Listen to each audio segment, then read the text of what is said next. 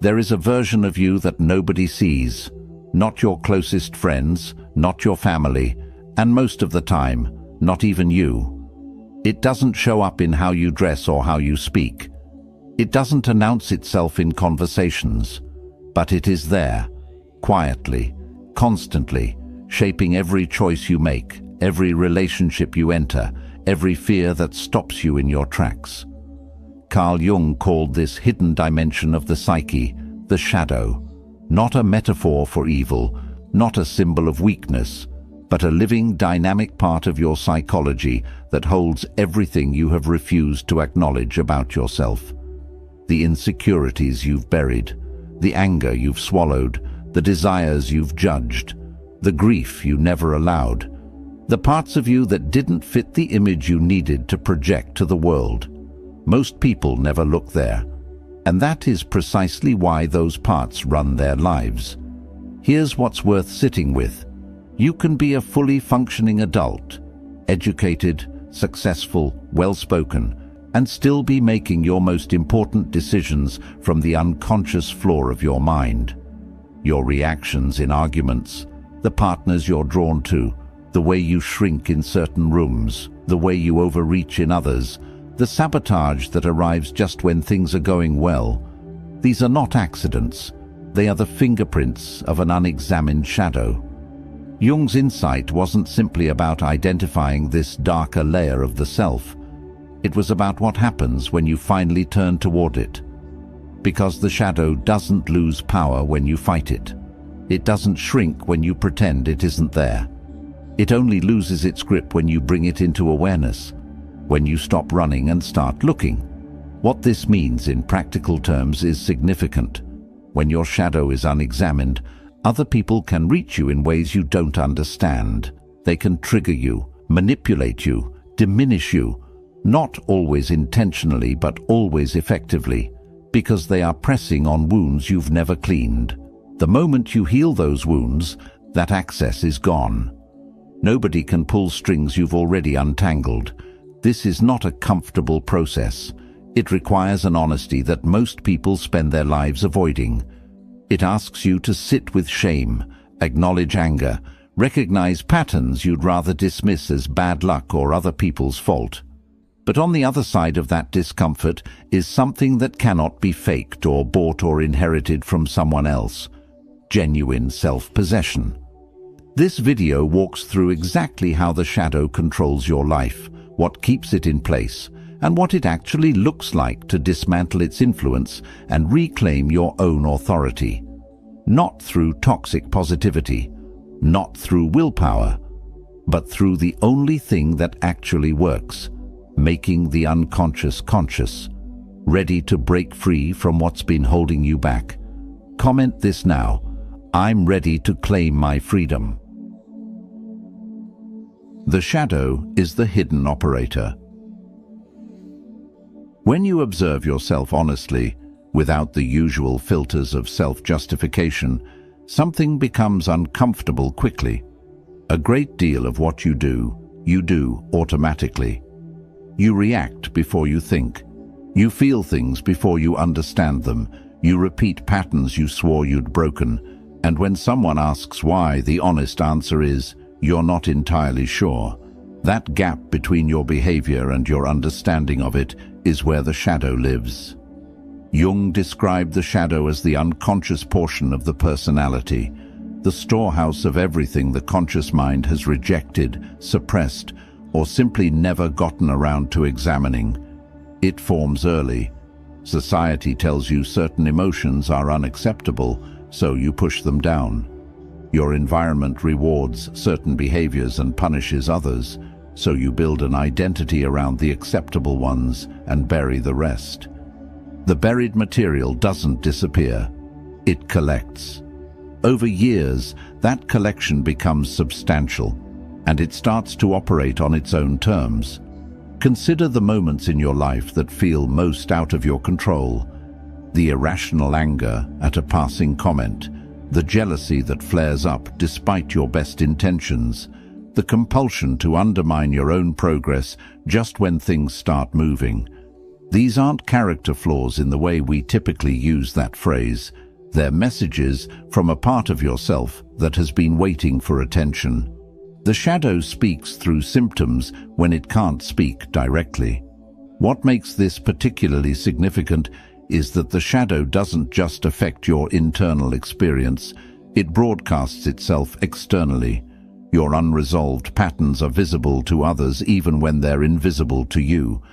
The insecurities you carry, the wounds you haven't addressed, the fears you've never named. People around you can sense them, even if neither of you would articulate it that way.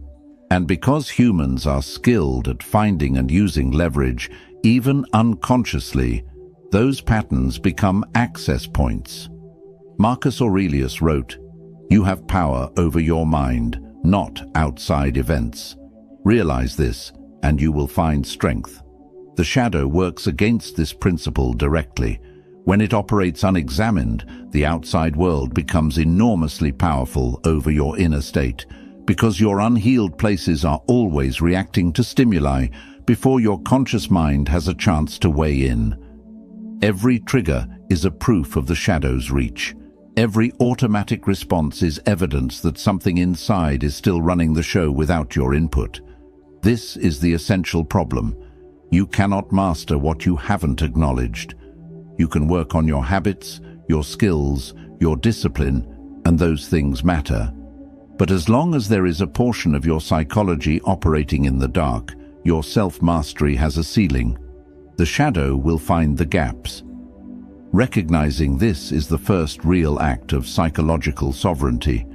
Not shame about the shadow's existence, not anger at yourself for having one, simply the clear-eyed recognition that something in you has been steering without permission, and that awareness alone begins to change the dynamic. The operator loses influence the moment you see it operating. Done being controlled by your own shadow. Comment this now. I take back control of my life. Projection makes you blind to yourself. There is a particular kind of blindness that comes from an unexamined shadow, and it's one of the most common and costly ways it operates. Jung called it projection, and understanding it changes the way you interpret every strong emotional reaction you have to the people around you. Projection is the mechanism by which you see in others what you refuse to see in yourself. The traits you haven't integrated, the impulses you've disowned, the emotions you've declared off limits. They don't stay quietly inside. They get pushed outward and appear to live in other people. You don't recognize the anger in yourself, so you see an angry world. You don't acknowledge your own need for control, so you perceive everyone around you as controlling. You don't admit your own tendency toward avoidance, so you label others as unreliable. The external world becomes a screen, and your shadow becomes the projector. What makes this so disorienting is how real the projections feel. The irritation you experience towards someone who seems arrogant feels like an objective response to their behavior.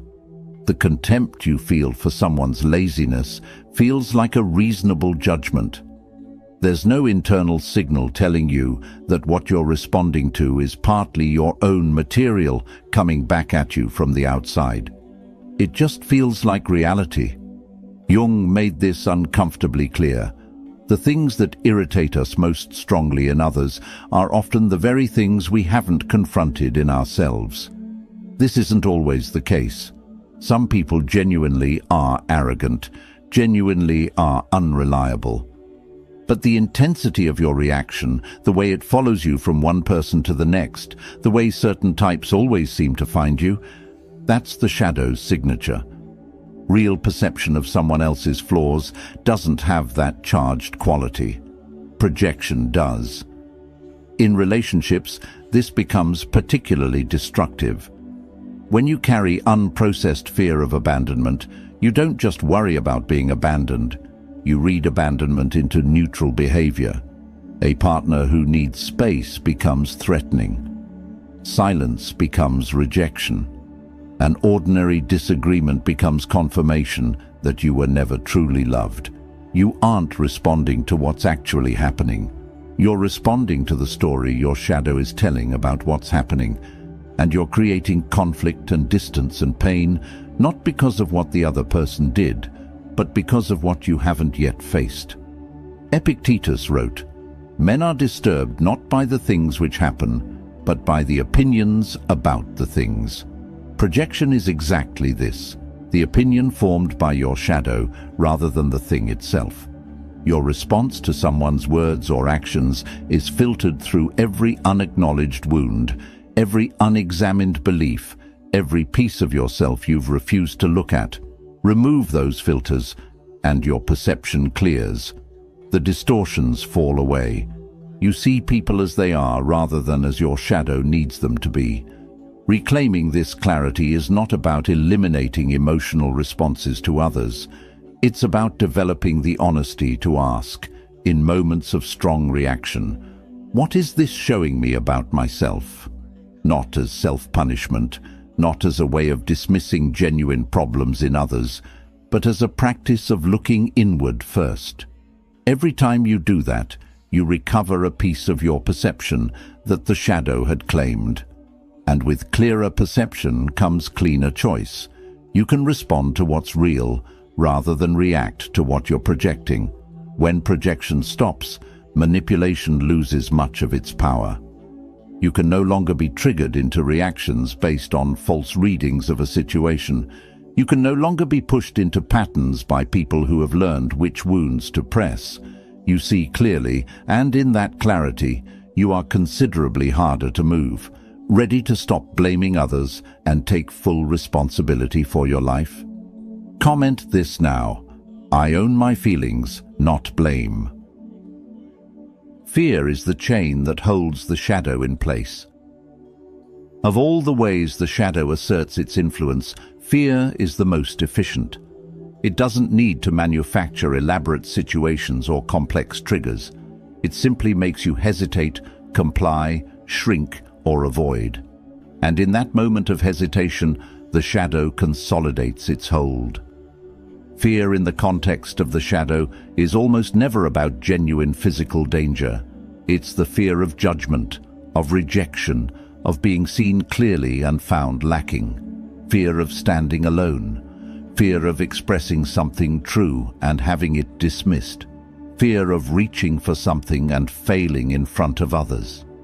These fears live in the shadow because they are built from the same material, the wounds, the insecurities, the parts of yourself that never received enough care or acceptance to feel safe. And the critical thing about these fears is that they operate below the level of conscious decision-making. You don't decide to hold back your opinion in a meeting because you've rationally weighed the risks. You hold back because something in you, something fast and pre-rational, signals danger before your conscious mind has even fully formed the thought. The shadow has already made the call. This is what makes fear such an effective leash. It doesn't feel like control from the outside. It feels like your own sensible caution.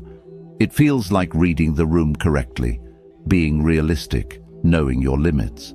But the test is whether the fear is specific and situational, or whether it follows you everywhere, into new jobs, new relationships, new opportunities, attaching itself to different objects, but serving the same function of keeping you small and predictable. When fear keeps you predictable, others, consciously or not, can rely on it. They know which topics you'll deflect, which confrontations you'll back down from, which requests you'll comply with to avoid conflict. Your shadow becomes a map that others can navigate even when you can't read it yourself. Seneca wrote, "We suffer more in imagination than in reality." This is the architecture of shadow-based fear precisely. The imagined consequence, the rejection, the judgment, the failure, is almost always worse than anything that would actually occur. The shadow sustains itself partly by inflating those imagined consequences, keeping the feared outcome looming large enough that you never test it against reality. Each time you avoid the feared thing, the shadow's version of it grows a little more powerful, a little more definitive, a little more controlling. Facing fear doesn't mean the absence of discomfort. It means moving through the discomfort with awareness of where it's coming from. When you recognize that the fear is old, that it belongs to a wound rather than a present threat, it begins to lose its authority. Not immediately, not always easily, but steadily. You stop mistaking the shadow's alarm system for accurate information about the present moment. What opens up on the other side of this is significant. Choices that were previously foreclosed become available. Conversations you would have avoided become possible. Parts of yourself that were sealed off by fear start to surface, not as threats, but as resources. The anger you were afraid to feel, once acknowledged, becomes clarity. The sadness you suppressed, once expressed, becomes relief. The desire you judged as dangerous, once examined honestly, becomes direction. Fear, when you stop running from it, stops being the chain. It becomes, as Jung observed, a pointer, showing you exactly where the shadow is concentrated, exactly where the work needs to go. Shadow integration is where real power lives. There is a common misunderstanding about what shadow work is actually for. Many people approach it as a form of damage control, a way to identify the bad parts of yourself so you can eliminate or manage them. That framing misses the depth of what Jung was pointing to, and it misses where the actual power is located. The shadow is not a collection of defects. It is a collection of everything that was pushed out of the conscious personality. And that includes qualities, capacities, and energies that were never defective to begin with. They were simply inconvenient, or threatening to the image you needed to maintain, or incompatible with what your environment expected of you.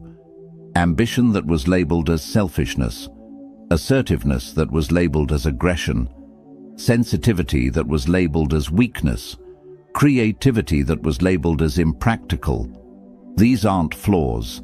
They're parts of you that got filed away because they didn't fit. And in the shadow, they've been accumulating, sometimes distorting into symptoms like rage or resentment or self-sabotage, but fundamentally still containing the original energy. When you integrate the shadow, you don't just neutralize its negative influence. You reclaim that energy and bring it back into your functioning self. This is what Jung meant when he described shadow integration as a path toward wholeness, rather than merely toward better behavior. The goal isn't a thinner, tamer version of yourself. It's a fuller one. A person who has acknowledged their anger is not angrier than one who has suppressed it. They are cleaner because the anger isn't leaking sideways into passive aggression or sudden explosions or the cold withdrawal that poisons relationships slowly. They can use the energy of that anger as information and as force when it's genuinely needed. Integration requires a specific quality of attention, not analysis. The shadow doesn't yield to being merely thought about. It requires something more like direct encounter, sitting with the feeling, not the story about the feeling, letting the shame or grief or rage actually be present without immediately explaining it away or turning it into a narrative. This is uncomfortable. It's meant to be. The discomfort is the shadow's energy finding its way through. Marcus Aurelius observed, "The impediment to action advances action. What stands in the way becomes the way." This is precisely the logic of integration. The shadow, properly encountered, does not stay as an obstacle. It becomes material. The fear that stopped you from expressing yourself once faced becomes confidence. The grief you never allowed yourself to feel, once felt, becomes compassion for yourself and for others. The parts you've been most ashamed of, once acknowledged without judgment, become the foundation of your most authentic strength. Integration also changes the way you move through the world in social and professional terms. When someone attempts to manipulate you through shame, and shame is something you've already walked through and made peace with, that approach has no traction. When someone tries to reach you through fear of failure, and you've already sat with that fear and seen it clearly, it loses its power to paralyze. The points of leverage others once had simply stop working. Not because you've become hard or defensive, but because the wounds have healed enough that they're no longer open access points. This is not a process with a clear endpoint. Integration is ongoing, the shadow has layers, and life continues to generate new experiences that push new material into it.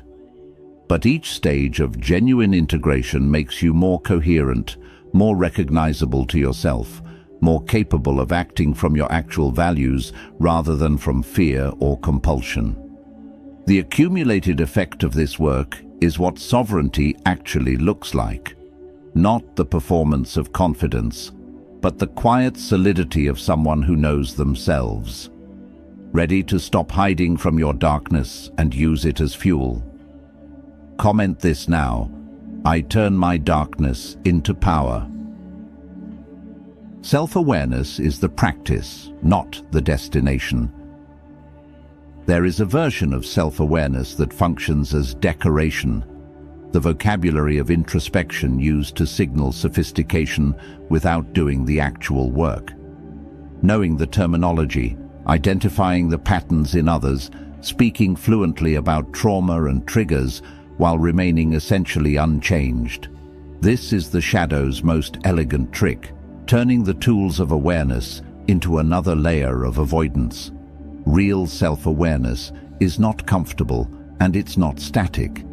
It's an ongoing practice of honest observation that changes you as it goes. It requires returning repeatedly to the question of what is actually happening inside you versus what you're telling yourself is happening. These are often different things.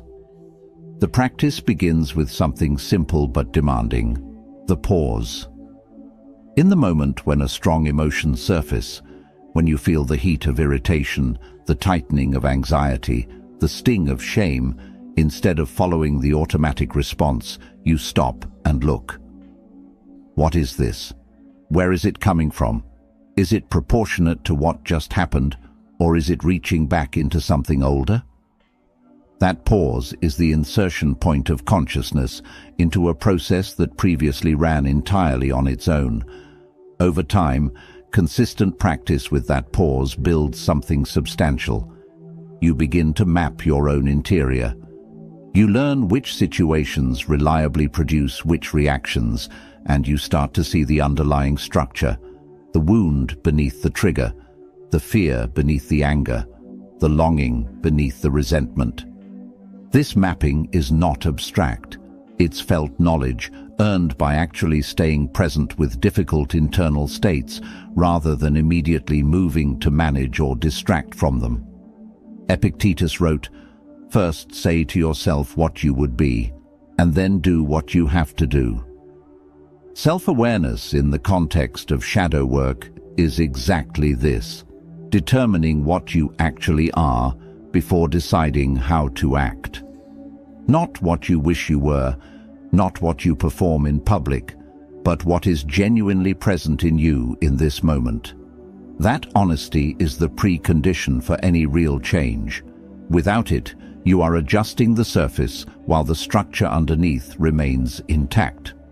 One of the practical consequences of developed self-awareness is the ability to distinguish between your response and your reaction.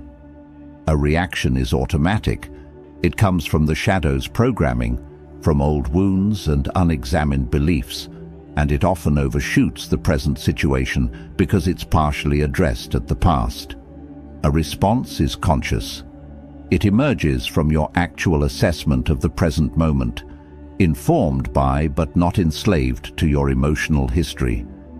The difference matters enormously in relationships, in professional environments, in any high-stakes situation. Someone who is reacting can be manipulated relatively easily. Press the right button and the response is predictable. Someone who is responding is far more difficult to move, not because they are emotionally flat, but because their emotions are passing through their awareness before becoming actions. There is a gap between stimulus and behavior, and in that gap lives their freedom. This practice also builds a kind of credibility with yourself that is difficult to acquire any other way. When you observe yourself honestly over time, acknowledging the moments you were wrong, the moments your shadow was driving, the moments you acted from fear when you told yourself you were being principled, you develop a clearer picture of what you actually are capable of and what work remains. This is not self-criticism, it's self-knowledge, which is something considerably more useful. The shadow loses influence in direct proportion to how clearly it's seen, not confronted with hostility, not suppressed with discipline, but simply observed with honesty. Consistent self-awareness is the mechanism through which that observation becomes a daily practice rather than an occasional crisis response. Ready to see yourself clearly and finally act from truth. Comment this now. I see clearly and act wisely. Freedom is an inside job. Everything built to this point converges here. The shadow, the projections, the fear, the integration, the self-awareness. They all point toward the same conclusion. The freedom you're looking for is not circumstantial. It is not waiting for the right relationship, the right amount of money, the right recognition, the right set of external conditions. Those things may matter, and pursuing them is legitimate, but they cannot deliver what only inner work can provide. This is the part most people resist, because it means taking full responsibility for your own experience in a way that's genuinely uncomfortable. It's easier to identify external causes. It's more socially legible to point at what was done to you, what the system has denied you, what other people have failed to provide. And some of those things are real and deserve acknowledgement.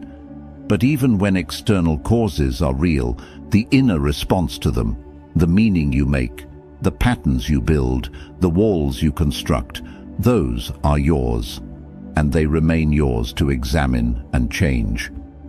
Jung was unambiguous on this. The degree to which you project your shadow outward is the degree to which you remain subject to forces that seem outside your control. Every unowned piece of yourself that you see reflected in the external world is another tether. The world didn't create most of those tethers. Your unexplored inner life did, and only you can address them. What changes when this work is genuinely done? The most immediate shift is in reactivity. Events and people that would have previously destabilized you simply don't carry the same charge. Not because you've become indifferent, but because the wound they used to touch has been acknowledged and processed. The criticism that used to devastate, it still registers, you still consider it, but it no longer collapses you. The praise that used to inflate, you can receive it without building your sense of self on it. You are not impervious, you are grounded. Seneca wrote, "He who is brave is free." In the shadow work context, the bravery he is pointing to is the willingness to look at yourself without the usual protections. This is a specific kind of courage that has nothing to do with external displays of strength and everything to do with the willingness to sit with discomfort, uncertainty, and genuine self-examination. The freedom that follows is equally specific, not freedom from all difficulty or pain, but freedom from the unconscious compulsions that previously made you predictable, manipulable, and fundamentally less than fully yourself. This freedom shows up in the texture of daily life in ways that are subtle but significant. Decisions that used to feel impossibly fraught become clearer because you're no longer trying to simultaneously satisfy your actual needs and the demands of your unacknowledged fears. Relationships become more honest because you're no longer using other people as screens for your projections or as substitutes for your own unmet needs. Your work becomes more aligned with what you actually value, because the judgment and fear that used to crowd out your genuine inclinations have lost their grip. The people who cannot reach you once your shadow is healed are specifically the ones who were reaching you through it. The emotional manipulator who knew how to activate your fear of abandonment. The authority figure who exploited your internalized shame. The relationship that worked because it confirmed your shadow's worst story about yourself. These dynamics lose their power not because you become cold or guarded, but because what they were leveraging no longer exists in the same form. This is the practical meaning of sovereignty, not dominance over others, not immunity to life's difficulties, but genuine self-direction. Your choices emerge from your actual values and honest understanding of a situation rather than from the shadow's automated responses. You are, in the most concrete sense, more present in your own life. And that presence, that capacity to be actually there, in your experience, making real choices, is what nobody can take from you once you've claimed it. Ready to stop searching outside and claim the freedom that was always within you? Comment this now. My freedom starts inside me. What Jung uncovered in a lifetime of clinical work and deep self-examination comes down to something that is at once simple and demanding. The parts of yourself you refuse to face are the parts that control you. The shadow is not a flaw in human psychology. It is an inevitable product of being a conscious being shaped by a world that demands conformity. Every person has one. The question is only whether yours remains in the dark, running your life from behind the scenes, or whether you turn toward it with enough honesty and courage to change the relationship. The work is real. It doesn't happen in a weekend seminar or through a series of affirmations. It happens in the accumulated moments of genuine self-observation. The pause before the automatic reaction, the honest question about what a strong feeling is really pointing to, the willingness to sit with shame or grief or anger long enough to understand it rather than escape it. It happens in the slow process of reclaiming projected material from the external world and recognizing it as your own. It happens in the quiet courage of facing the fears that have been making your decisions for you. What this work produces is not a fixed state of enlightenment, it's an ongoing capacity, a practiced ability to see yourself clearly enough that you are no longer blindly operated by what you haven't examined. The shadow will always be part of your psychology. Integration doesn't eliminate it, it changes your relationship to it. You stop being its subject and begin being its student. The material it contains, the old wounds, the suppressed energy, the disowned capacities, becomes something you can work with rather than something that works you. The Stoics understood something adjacent to this, that the only domain in which you are genuinely sovereign is your own inner life. External events, other people's behavior, the conditions of the world, these are not in your full control, but how you meet them, what you bring to them, what patterns you allow to persist or choose to examine, that is yours.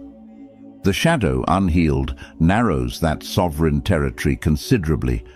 Every unexamined wound is a point of entry for whatever the world wants to put there. Every integrated piece of yourself is territory reclaimed. The path toward nobody controlling you is not the path toward becoming hard or isolated or unaffected by life. It is the path toward becoming so genuinely acquainted with yourself that there is nothing hidden left to exploit. Your fears are known to you. Your wounds have been looked at. Your shadow is not a stranger operating in the dark. It is a part of yourself you have chosen to understand. That understanding is the work of a lifetime, and it begins with the simplest and most difficult act available to you, turning toward the parts of yourself you have been most reluctant to face, and looking at them honestly. The freedom you find there belongs entirely to you. Ready to be unstoppable and fully in charge of your life? Comment this now. I'm unstoppable and fully in charge.